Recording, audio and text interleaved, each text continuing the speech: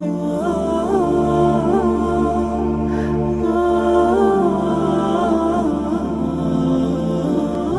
ingin ayat lengkapnya dengan anugerahnya, Anda bisa mulai dari ayat 15-nya. Jadi di situ langsung disebutkan pahalanya, di surganya di mana, kenikmatannya seperti apa, dari ayat 15 sampai ayat 23. Di antara amalannya yang fokus kita sekarang ayat ke-18-nya.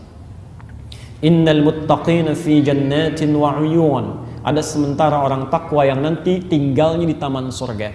Saya mau tanya, tujuan dari puasa itu supaya apa?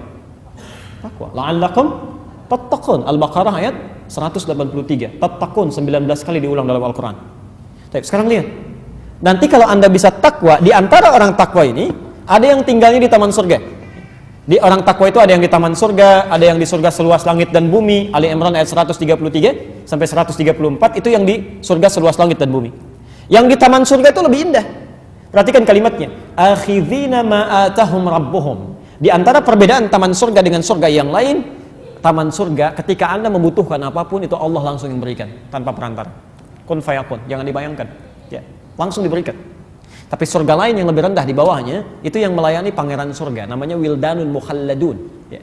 Jadi kalau Anda misalnya butuh mau minum sesuatu, maka dia datang. Kalau perempuan pangeran surga, laki-laki bidadari surga. Bi aqwabi wa abariqa wa ka'sin min ma'in. Datang membawakan gelas-gelas yang berkilauan dengan emas yang luar biasa, dihiasi mutiara-mutiara yang berkemilauan. Mala 'ainun ra'at wa la udhunun sami'at wa la khatara 'ala qalbi bashar. Enggak pernah kelihatan oleh mata, terdengar oleh telinga, bahkan terlintas dalam benak kita. Di Anda bayangkan sekarang pun itu enggak akan pernah seperti itu. Ya. Tapi ini tidak. Dia langsung bisa melihat Allah tanpa hijab bahkan. Quran surah 75 Al-Qiyamah ayat 22 sampai ayat 23. Di mushaf standar paling kiri sebelah atas ya. Wujuhu yauma idzin nadhirah. Orang yang nanti Anda bisa saksikan wajahnya berbinar-binar. Gembira luar biasa. Bukan karena masuk surganya. Ya. Ila rabbiha nadhirah. Dia bisa lihat Allah langsung tanpa hijab. Tanpa hijab. Ila rabbiha nadhirah. Allahu Akbar. Apa amalannya? Di antaranya Quran surah 51 ayat yang ke-18 itu. Wabil ashari hum yastaghfirun. Dan di waktu-waktu sahar itu mereka memperbanyak istighfar kepada Allah. Allahumma shalli ala Muhammad, istighfar. Minta ampun, istighfar. Jadi kalau bisa saya sarankan Anda bagi dua waktu sahar. Ya, sebagian buat makan, sebagian buat istighfar. Ya. Misal Anda makan 20 menit pertama, silakan nikmati, nyaman. Setelah itu selesai Anda tutup. Siapkan diri Anda untuk mendekat pada Allah. Itu waktu-waktu paling luar biasa. Bahkan di hadis qudsi nanti saya bacakan di akhir hadis qudsinya. Dan orang yang pertama menerima dari Nabi itu 31 orang sahabat senior. Dari Abu Bakar, Umar, Uthman, Ali dan lain sebagainya. Itu Masya Allah. Perhatikan ya. Yanzilu tabaraka wa ta'ala. Ya. Allah subhanahu wa ta'ala senantiasa mengamati. Ya. Senantiasa mengamati ila sama'id dunya, ke langit dunia. Di akhir sepertiga malam, akhir menjelang fajar tadi. Kemudian mulai berkata pada hambanya, fayaqulu ya ibadi, hei hambaku, siapa yang memohon rahmat kepadaku aku berikan, yang meminta aku kabulkan, wa man istaghfara li ghafartu lah. Dan bila ada orang yang memohon ampunan kepadaku, aku ampuni seketika dosa-dosanya. Aku ampuni seketika dosa-dosanya.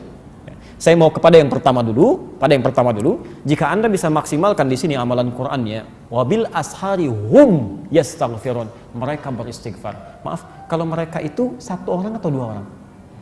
Banyak kan? Banyak. Artinya Anda bisa amalkan bersama keluarga.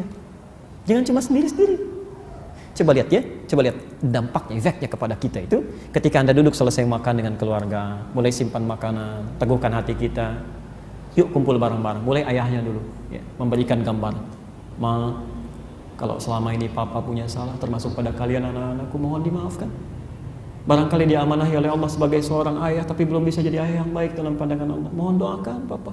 Sekiranya diambil lebih dulu, diampuni dosa-dosa papa. Ada rezeki-rezeki yang belum sampai pada kalian. Ya Allah, mohon ampuni. Ibunya sambung, Pak, mama juga mohon maaf. Sekiranya belum bisa menjadi istri yang sempurna, mama bagi kalian yang baik. Tolong doakan supaya lebih baik merawat kalian. Yang paling indah ketika anak-anak Anda berkata, "Ma, Pa, kami juga mohon maaf, ya Allah ampuni. Belum bisa jadi anak yang saleh, belum bisa menghafal Quran, memberikan mahkota di kemudian hari. Ya Allah ampuni kami." Ketika semuanya sudah larut dalam kebaikan, tiba-tiba semuanya mengatakan, "Ya Allah ampuni kami, ya Allah. Ya Allah ampuni kami, astagfirullahaladzim, astagfirullahaladzim." Itu Masya Allah, turun ampunan Allah bagi satu keluarga itu. Ghafara lahu ma taqaddama min dzambi. Selesai, diampuni dosanya. Ghafartu lah, kata Allah, diampuni dosanya. Kata Ibnu Qayyim Al-Jauziyah, jika Anda memiliki waktu yang sangat singkat tapi punya banyak permohonan, maka dahulukan istighfar, perbanyak.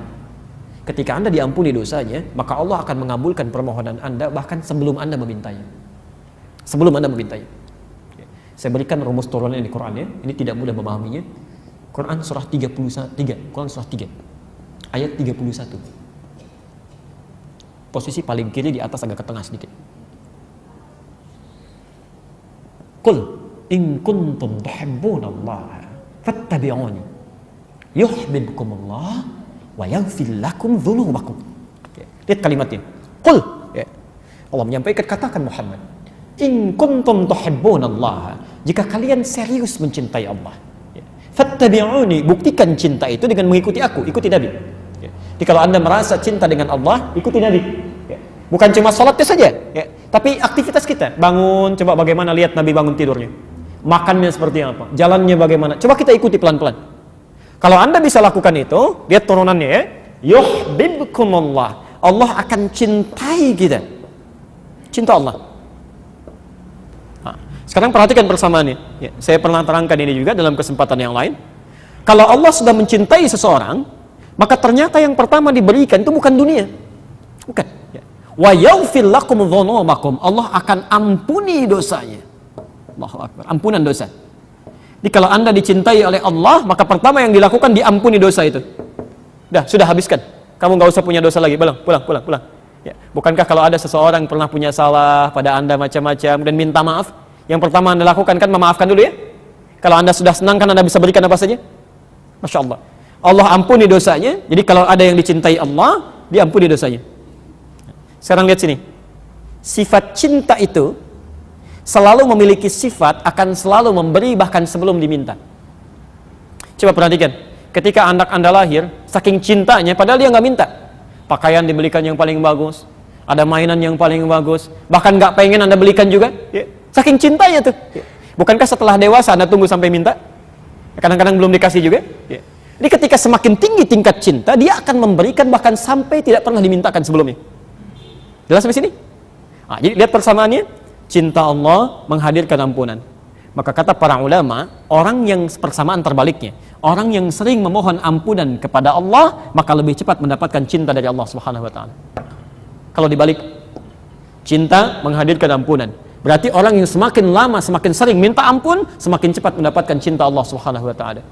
Kalau cinta Allah sudah datang karena sering istighfar, maka Anda jarang minta ampun, Allah sudah menyiapkan kebutuhan Anda.